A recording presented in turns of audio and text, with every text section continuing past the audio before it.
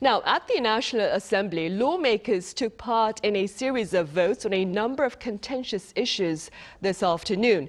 I have our correspondent Shin Ha-young with details standing by, of course. Ha-young, welcome. So, Ha-young, what have you been hearing?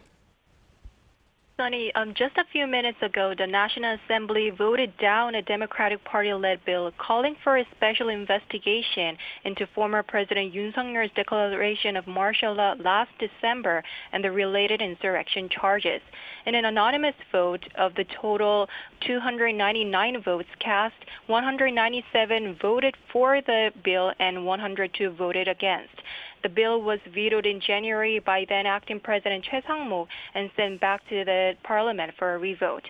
And for a bill already vetoed to pass, it requires approval from 2/3 or more of the lawmakers present, in addition to a majority attendance. And also, during Thursday's plenary session, the Assembly also voted down a bill that had been sent back for a revote, which called for a special prop into a political broker called 명태균.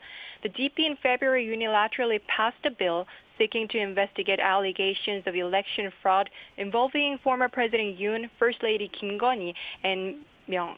And ahead of the session, the rival parties issued sharp messages over the bills up for a revote. Take a listen. It's time for the PPP to break ties with Yoon Suk Yeol, who was removed from office. If they oppose the special investigation again, it will clearly show they're siding with insurrection and acting against the Constitution. These are populist and unjust bills that the DP pushed through without sufficient public consensus or regard for national interests and people's livelihoods, just to strengthen its political position. Right, very different viewpoints there. Ha-young, do tell us a bit about the revote on the Commercial Act revision. Sure, Sunny. Well, the Parliament also rejected a Commercial Act amendment, which was vetoed by acting President Han Duck-soo earlier this month. And the bill sought to revise the Commercial Act to add the word shareholders to the director's duties from just company in efforts to tackle the so-called Korea discount. And the PPP has been against the bill, arguing that it could lead to lawsuits and make it difficult for companies to make decisions. And it also claims that small investors are not contractually bound to the companies, with different types of investors aiming for different results.